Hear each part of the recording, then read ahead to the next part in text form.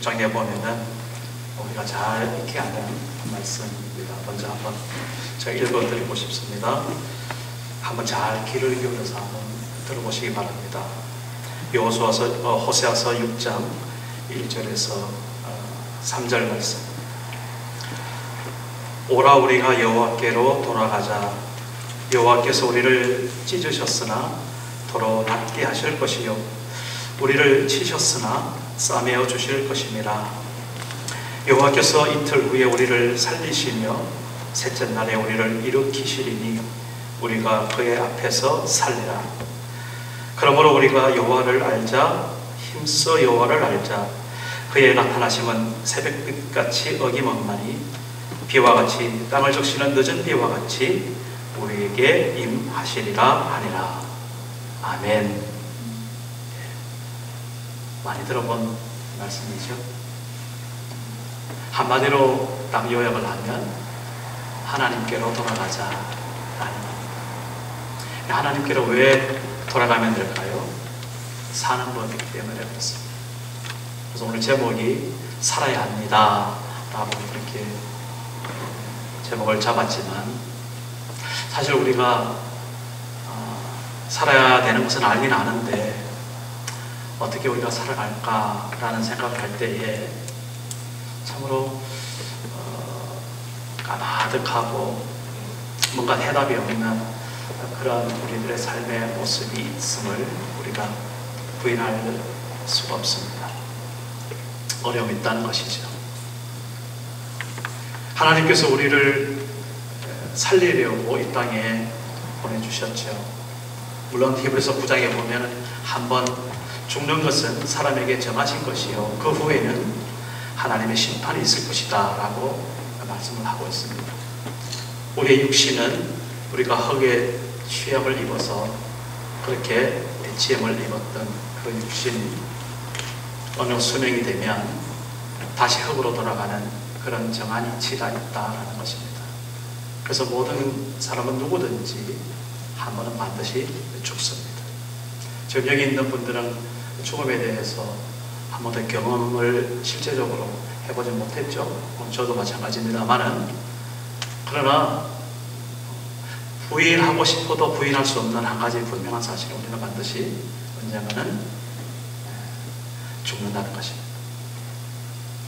말하자면 이 육신이 살아있다는 것입니다. 나의 어떤 그런 이 삶의 모습이 언젠가는 끝이 난다라는 것입니다. 그러니까 이 세상에 사는 동안 뭔가 한계가 있는 그런 삶을 우리는 분명히 살아가고 있습니다.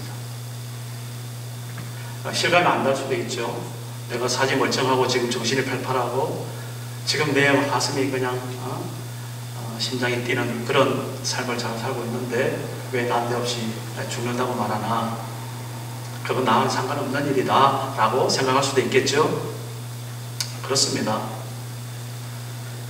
그런데 거부할 수 없는 한 가지 정말 진실은 죽는다는 것입니다. 그것도 언제인지는 아무도 모른다는 것이에요. 그래서 태어난 순서는 있어도 죽는 순서는 없습니다. 우리가 그렇게 하루하루를 살아가고 있음을 잊어버리지 마시기 바랍니다. 우리 특별히 우리 젊은이들.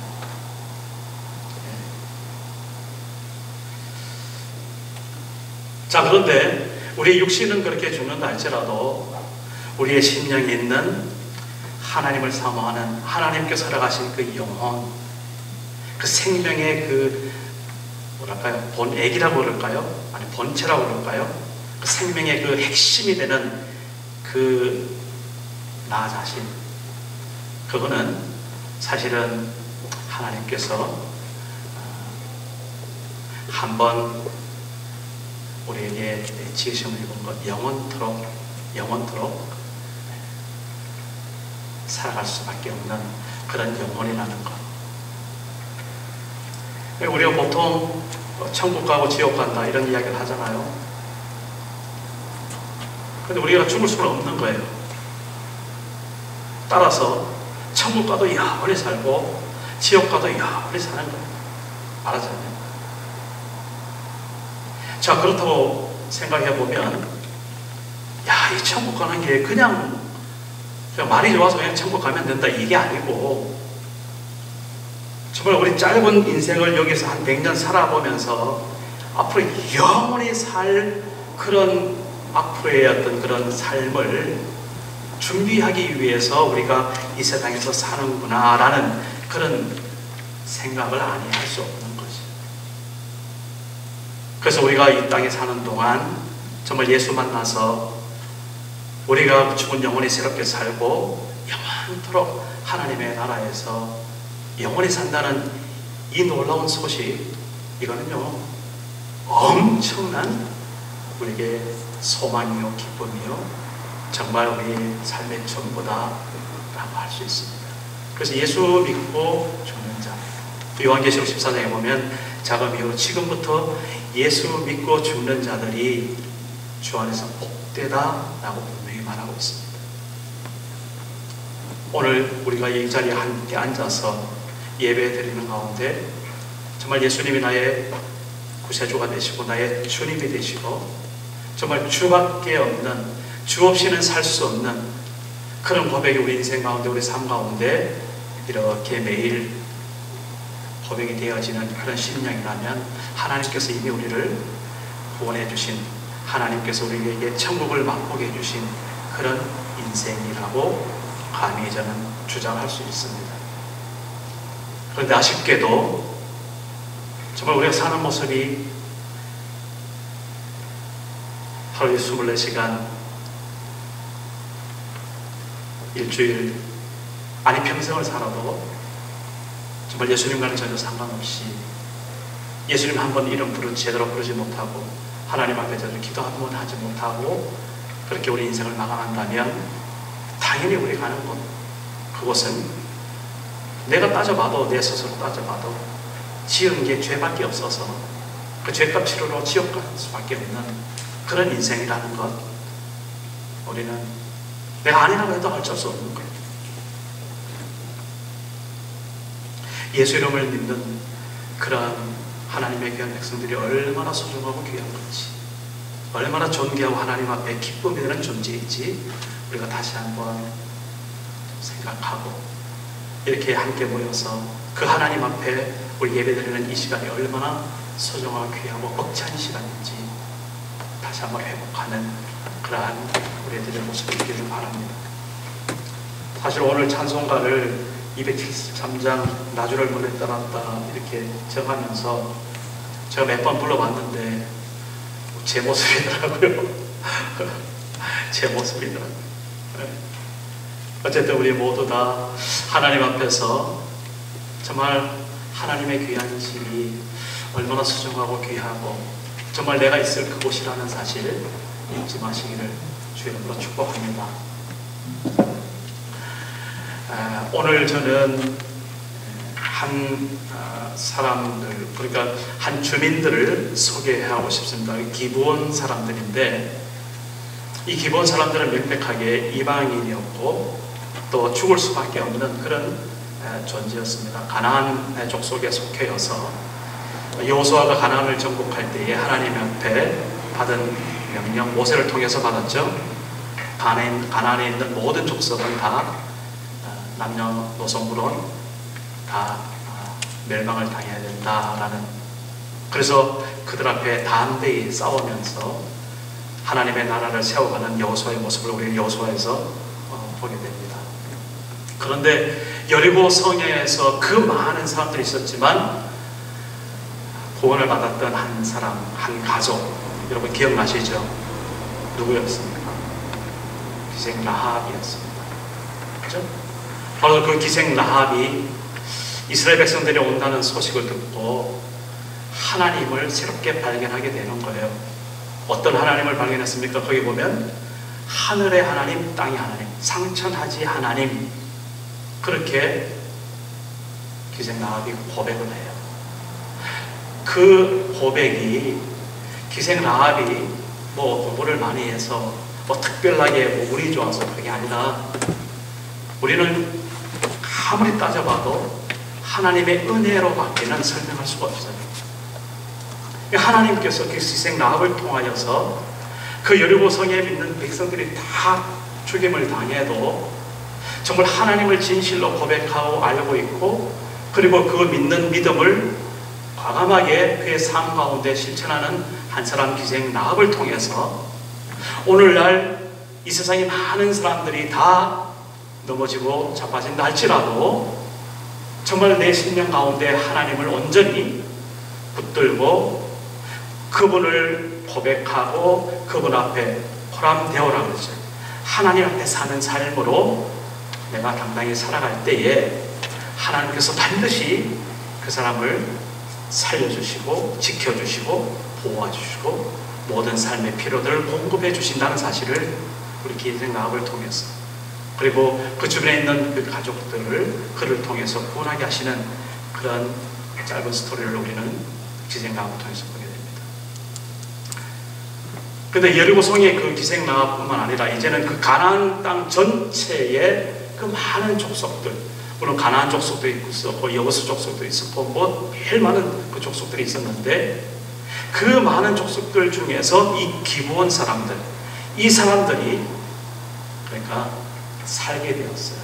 마땅히 죽을 수밖에 없는 그러한 운명 속에서 생명을 찾은 거예요. 그것을 오늘 잠깐 한번 살펴보면서 바로 이 기브온 사람들의 모습이 사실은 우리들의 모습이 아닌가라는 것을 다시 한번 생각하고, 정말 그러면 이 시대에 우리가 살 수 있는 방법이 무엇인가, 그리고 정말 하나님 앞에 사는 복이 무엇인지 다시 한번 우리가 기억하는 그런 시간 되기를 간절히 바랍니다. 하나님의 명령은 분명했습니다. 여호수아에게 강하고 담대하여서 하나님의 말씀을 붙들고 가나안 땅 모든 땅들을 너에게 주겠으니 네가 밟는 땅마다 하나님께서 그 땅을 너희 족속에게 줄 것이다. 그 약속한 대로 여호수아는 하나님 앞에 그 삶을 살아갑니다. 그래서 여호수아서는 가만히 보면 이 전쟁 이야기, 싸움 이야기, 그렇게 이제 한 족속 한 족속 싸워나가는데 이 기브온 사람들이 그 소식을 듣지 않을 수 있겠어요? 들었던 거예요. 그러면서 이 기브온 사람들이 생각을 하기를 우리가 살아야 될 터인데 어떻게 하면 좋을까라는 생각을 했던 것 같아요. 왜 그 사람들만 그런 생각을 했을까? 저는 모르겠습니다. 정말 한 가지 이유를 말할 수 있으면 그건 정말 하나님의 은혜예요. 하나님께서 기본 백성들을 통하여서 오늘날 우리들에게 이 약한 세상에서 하나님 앞에 돌아오는 자가 분명히 살게 될 것이라는 그 메시지를 주기 위해서 그 기본 백성들을 살려주셨는지 모르겠어요. 어쨌든 그들은 하나님의 은혜 가운데 그렇게 살게 되는 그런 은혜를 누립니다. 제가 늘 이야기하지만 은혜라는 것은 뭡니까? 은혜라는 것은 내가 하는 것이 아니죠. 내가 하는 것이 아니에요. 다른 사람에게 도움을 입는 겁니다. 은혜. 그리고 그 은혜라는 것은 왜 은혜입니까? 그 도움이 값으로 따질 수 없는 거예요. 그러니까 이걸 은혜를, 이 도움을 갚을래야 갚을 길이 없을 때 그걸 은혜라고 부르는 거죠. 네. 오늘 우리가 하나님 앞에 구원받았다는 그 놀라운 사실이 사실은 은혜 외에는 다시 설명할 이유가 없어요. 설명할 방법이 없는 거예요. 우리가 얼마나 추악하고 얼마나 허물이 많고 얼마나 부족한 인간인지는, 얼마나 할 수 없는 죄인인지는 우리 스스로 알잖아요.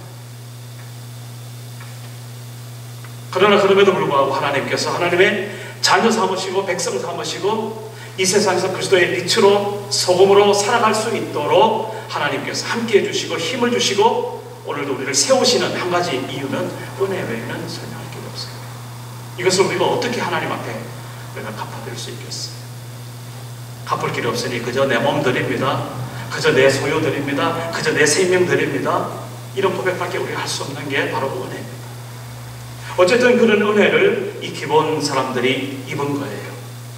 그래서 그들은 그 살아야 되겠다는 생각, 그 생각을 어떻게 실천할까 하다가 한마디로 자기들이 할 수 있는 머리를 돌리는 겁니다.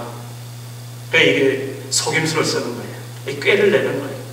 그래가지고 그 중에 몇 명을 뽑아서 사신을 요즘 말하자면 이제 어떤 그런 그 대표 몇 명을 뽑아서 그들을 이스라엘 백성들에게 이제 보내는 거죠. 여호수아 앞에 보내는 겁니다. 그 보내는 과정을 이 성경에 보면은 아주 자세하게 여호수아 9장에서 이렇게 설명하고 있습니다. 기본 주민들이 여호수아가 여리고와 아이에 행한 일을 듣고 4절에 보니까 9장 4절에 꾀를 내어 사신의 모양을 꾸미되 헤어진 전대와 헤어지고 찢어져서 기운 가죽 포도주 부대를 나르게 신고 그 발에는 낡아서 기운 신을 신고 낡은 옷을 입고 다 마르고 곰팡이 난 떡을 준비하고 그들이 길갈 진영으로 가서 여호수아에게 이르러 그와 이스라엘 사람들에게 이르되 우리는 먼 나라에서 왔나이다. 이제 우리와 조약을 맺읍시다. 이렇게 이야기하는 거예요. 먼 나라는 무슨 먼 나라예요? 그냥 가까이 그들 진중에 지금 싸우고 있는 그런 어떤 그런 그 앞마당에 살고 있는 그 기본 주민들이라고. 그러니까 꾀를 내는 겁니다. 아주 먼 나라에서 그 기본 주민은 아닌 것처럼. 그리고 이스라엘 백성들 여호수아를 통하여서 정말 날마다 승리하고 하나님의 나라를 선포하는 그 하나님 앞에 살아야겠다는 그 마음으로 사람들을 그렇게 꾀를 내서 속이는 겁니다. 나중엔 당하기 들통이 날 수밖에 없고 또 들통이 나요. 근데 그럼에도 불구하고 이런 속임수를 통하여서 여호수아 그리고 이스라엘 백성들과 함께 조약을 맺어요. 화친을 맺어요. 한마디로 이제 너희들이 우리에게로 왔으니까 너희들을 이제 죽이지 않을게 라는 그 약속을 받는 겁니다. 그래서 기본 사람들은 나름대로 지금 이제 삶을 유지하고 있는 거예요. 주변의 사람들은 다 이제 죽어가는데. 근데 거기서 보면 그렇게 이스라엘 백성들과 여호수아가 어떻게 그렇게 거짓으로 온 사람들에게 속아 넘어갔는지 거기 보면은 그 무리들이 이스라엘 백성들이 그리고 여호수아가 하나님 앞에 그렇게 기도하지 않고 그렇게 묻지 않고 그들 마음대로 화친을 맺었다. 이제 그런 말씀도 나옵니다. 저는 그 말씀을 보면서 이런 생각이 들었어요. 하나님께서 속아주시기도 하시는구나 라는 생각이 들더라고요. 하나님은 전지전능하신 하나님이다 라고 우리가 표현을 하죠. 모르실 것이 없는 거예요. 우리가 태어나서부터 앞으로 죽을 때까지 이 세상의 삶을 하나님께서 알고 계실까요? 모르고 계실까요? 분명히 알고 계십니다. 아니 이 세상의 모든 만물을 창조하시고 지으신 하나님께서 그 모든 만물을 다스리시고 운행해 가시는 그러한 하나님의 전능하신 그런 하나님이 우리를 감찰한다고 그랬죠. 우리의 모든 행동과 우리의 모든 생각을 보신다는 거예요. 그런 하나님이시네요. 그런데 하나님께서 그 기본 백성들이 꾀를 내서 속임수를 내어서 여호수아와 이스라엘 백성들을 속이는 것을 하나님이 모르고 계셨을까요? 저는 그렇지는 않다고 생각해요. 하나님은 알고 계셨어요. 그런데 왜 그렇게 화친을 맺을 수밖에 없을까요? 이스라엘 백성들이 여호수아 하나님께 물어보지 않고 그냥 화친을 맺었다. 그 말씀을 보면서 하나님이 속아주셨구나. 그러면서 부모와 자식 간의 관계가 생각이 나더라고요. 우리 부모님들 자녀들에게 어떻게 하나요? 열이면 열, 백이면 백, 명명백백하게 따지고 확인하고 그리고 밝히고 지나가는 게 많아요? 아니면 그냥 속아 넘어가는 게 많아요? 어떠세요? 분명히 어느 부모든 막론하고 알고도 넘어가는 거죠. 속아주는 거죠. 속는 게 아니라 속아주는 거예요. 우리도 가만히 생각해 보면 우리 부모님한테 그렇게 넘어갔던 적이 참 많았구나. 나이가 들면서 이제 철이 들면서 생각이 나는 거죠. 그런 겁니다. 하나님께서 이 기본 백성들을 살려주시기로 은혜를 베푸시는 이 현장에서 하나님인 하나님께서 우리 인간들에게 스스로 속아주시는 그런 하나님이시구나. 이제 어쨌든 이 기본 사람들이 그렇게 살게 되었고, 이제는 그 기본 사람들이 이스라엘 백성 진중에서 하나님의 택하신 곳, 그리고 그 이스라엘 백성들 회중을 위해서 그들이 하나님의 제단 앞에 물을 깃고, 그 뒤에 보면은 나무를 패고 그렇게 종사를 하면서 그렇게 살아남는, 그래서 마지막에 보면 오늘 말씀에 보면 오늘까지 이릅니다. 그렇게 살아있는 모습을 여기에 설명하고 있습니다. 기본 백성들이 그렇게 하나님 앞에 살았던 그 삶의 모습이 바로 오늘 우리가 사는 그런 삶의 모습이다라는 것을 오늘까지 이릅니다. 이 말씀을 통해서 우리에게 말씀을 더 강력하게 해주시는 것 같아요. 자, 그러면 조금 더 깊이 들어가서 이 기본 백성들의 그 마음이 하나님 앞에 은혜를 입어서 어떻게 하나님 앞에 고백할 수밖에 없고 무릎을 꿇을 수밖에 없었는지 거기 말씀해 보면은, 일단 소식을 들었던 거예요. 기본 사람들이 어떤 소식을 들어가면, 이제 이스라엘 백성들이 오면, 여호수아가 앞장서서 오면 우리는 다 죽는다.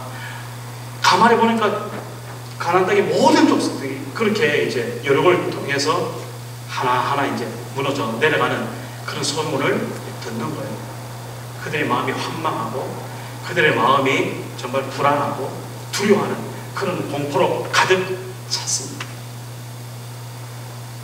그러면서 그들이 이렇게 고백을 해요. 23절에 보면 24절에 보면 그들이 여호수아에게 대답하여 이르되 당신의 하나님 여호와께서 그의 종 모세에게 명령하사 이 땅을 다 당신들에게 주고 이 땅의 모든 주민을 당신들 앞에서 멸하라 하신 것이 당신의 종들에게 분명히 들리므로 당신들로 말미암아 우리의 목숨을 잃을까 심히 두려워하여서 이같이 속였나이다. 이런 고백들을 해요. 그러니까 한마디로 이 죽음의 공포를 실제적으로 그들은 체감하고 받아들이고 있었다라는 사실. 이게 바로 은혜라는 거예요. 기본 백성들이 다른 어떤 그 족속들의 왕들처럼 이스라엘 백성들이 와? 그럼 우리가 함께 나가서 싸우자. 거기에 9장 여기에 보면 여호수아서 9장에도 보면 일 후에 요단 서쪽 산지와 평지와 레바논 앞 대해 연안에 있는 헷 사람과 아모리 사람과 가나안 사람과 브리스 사람과 히위 사람과 여부수 사람의 모든 왕들이 이 일을 듣고 2절에 보면 모여서 일심으로 여호수아와 이스라엘에 맞서서 싸우려 하더라. 그 주변의 모든 다른 가나안 거민들은 그렇게 맞서서 싸우려고 했다. 그런 상황이었던 거예요. 그런데 그 3절을 보면서 기본 주민들이 바로 그런 이야기를 듣고 그들이 어떻게 했다고 지금 두려워해요. 자기들이 죽을 것을 두려워했다. 혹시 여러분들 심령 속에 내가 하나님 내가 이제 죽겠다 그런 마음이 혹시 든다면 그것을 하나님 앞에 기회로 삼는 그런 우리들의 모습이 있으면 참 좋겠습니다. 물론 그런 마음이 한 번도 아직까지 들어보지 못한 사람이 더 많겠지만, 근데 이제 내가 죽겠구나 라는 그런 마음이 어느 날 갑자기 생긴다면 하나님 앞에 은혜를 받을 때구나, 하나님 앞에 하나님의 은혜를 입을 때구나, 하나님이 내게 하나님의 은혜를 줄 수 있는 기회를 주시는구나. 기본 백성들이 바로 자기들의 꾀를 내어서 속여서 그렇게 이스라엘 백성과 화친을 맺는 그 계기가 바로 이런 두려움 때문에, 죽음 앞에 공포 때문에 그렇게 할 수밖에 없는 거예요. 그리고 오늘날 우리들도, 여러분들도 이제 머리를 돌려야죠. 그러면 내가 하나님 앞에 어떻게 이것을 모면할 수 있을까? 내가 하나님 앞에 어떻게 내가 다시 살 수 있을까? 이런 고민을 하는 그 사실이 하나님의 은혜라는 것.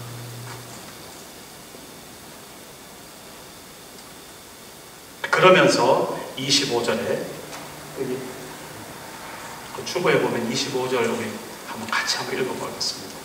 25절 보소서. 시작. 보소서. 이제 우리가 당신의 손에 있으니 당신의 의향에 좋고 옳은 대로 우리에게 행하소서 하는지라. 기본 백성들이 그렇게 이스라엘 백성들하고 화친을 맺고 그 앞에 정말 복된 고백을 하는 거예요. 이 여호수아에게 뭐라고 말합니까? 이제 우리가 당신의 손에 있습니다. 당신의 생각에 좋은 대로 그리고 옳은 대로 우리에게 행하소서. 그러니까 자기의 어떤 자신의 모든 삶을 이제 이스라엘 백성들 여호와 앞에 맡기는 겁니다. 사실 이게 이스라엘 백성들 맡기는 게 아니라 결국은 뭐예요? 하나님 앞에 드리는 고백이죠. 결국 이제는 지금까지 내 나름대로 살려고 또 내가 내 생각대로 살려고 그렇게 애를 쓰고 또 고민도 많이 하고 또 실제로 부지런히 그렇게 열심히 살았지만 하나님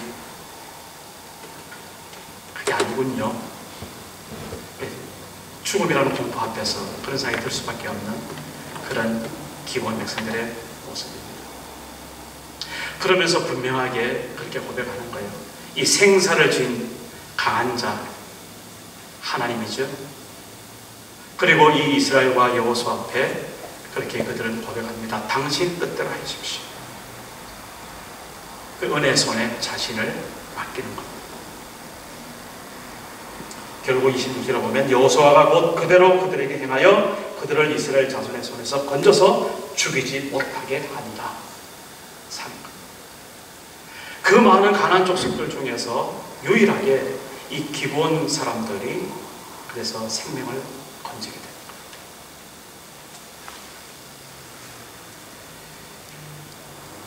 오늘 우리가 진정 하나님 앞에서 살아가는 것이 우리의 의나 우리의 자랑이나 우리의 어떤 지식이나 우리의 똑똑함 가지고 사는 것이 아니다라는 것을 다시 한번 생각해 보시길 바랍니다. 우리의 건강으로 살아가는 게 아닙니다. 우리의 가지고 있는 돈 가지고 사는 게 아닙니다. 우리의 어떤 자식 덕에 사는 것도 아닙니다. 정말 오늘 하루를 산다 할지라도 우리가 진정 사는 것은 하나님께서 우리를 오늘도 살게 해주셨기 때문에 우리를 살려주시기 때문에 우리가 산다는 사실이에요. 그것을 아는 사람이 있고 모르는 사람이 있죠. 아는 사람 되시길 간절히 바랍니다. 그냥 아는 게 아니고 정말 구구절절히 내 인생 가운데 내 신앙 가운데 정말 그렇구나 그런 은혜를 경험하시길 바랍니다. 그런 은혜가 어느 때 오느냐 정말 이 죽음 앞에서 한번 하나님 앞에 그런 기회가 여러분들에게 올 수도 있어요. 준비하세요. 죽음 앞에서 어떤 사람은 이를 갈면서 눈을 부릅뜨면서 끝까지 죽는 사람을 제가 봤어요. 실제로 임종하는 마당에서 옆에 가서 찬송해도 고개죠. 주여 한 번만 하라고 해도 고개를 쳐. 예수님 한마디만 하라고 해도 이를 가라. 그러면서 그냥 숨을 멈추는 거예요. 그런 사람이 있는가 하면 참 정말 설명할 수 없는 그런 악한 가운데 살았던 사람도 어떤 사람은요 바로 그 죽음에 임박해서 나오지 않는 그 목소리로 그래서 그냥 겨우 손가락 하면서 찬송 한 번 더 불러달라고 그리고 기도해달라고 그러면서 눈물이 뚝 떨어지는 그런 사람도 있는 거예요. 우리가 그런 모습들을 다 설명할 수는 없습니다. 하나님만이 아시는 부분이 있기 때문에 우리가 그걸 다 놀려주고 설명할 수는 없어요. 그러나 한 가지 분명한 것은 은혜를 입은 자가 얼마나 복된가 라는 것을 우리의 살아가는 어떤 그런 그 이전에 하나님 앞에 내가 하나님 앞에 은혜를 입은 자라는 것을 아는 그것이 얼마나 된지 모릅니다. 어쨌든 기본 사람들이 이렇게 생명을 구걸하듯이 그렇게 살았던 그 모습을 오늘 보면서 정말 우리가 오늘도 살아가는 것이 하나님의 은혜 가운데 이렇게 멀쩡히 살아가는 그런 것을 다시 한번 분명히 알고 하나님 앞에서 그럼 이제 내가 어떻게 살까요? 라는 그런 기도의 제목을 놓고 하나님 앞에 물어볼 수 있는 그런 은사가 됐으면 좋겠습니다. 기본 사람들이 마지막에 보니까 이렇게 살았어요. 하나님께서 택하신 곳에서 회중을 위하여 여호와의 제단을 위해서 살았다. 그렇게 말하고 있습니다.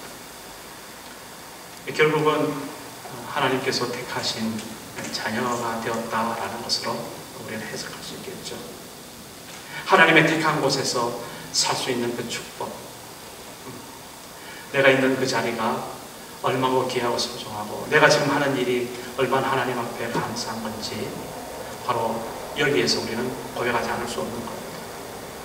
옆에 돌아보지 말고 딴 사람 볼 것 없이 하나님만 바라보면 내가 앉아있는 이 자리, 내가 처한 이 상황, 나의 지금 이 형편이 하나님 앞에 은혜의 자리라는 것을 우리는 다시 한번 발견하게 될 것입니다. 회중을 위해서 살았다고 했습니다.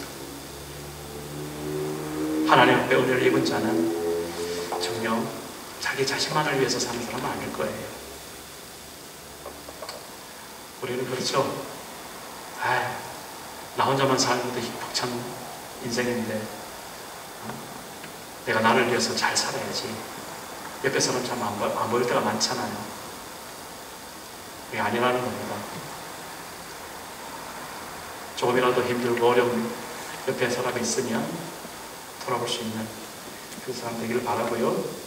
마지막에 보면 여호와의 제단을 위해서 나무를 패고 물을 믿는 그런 종이 되었다.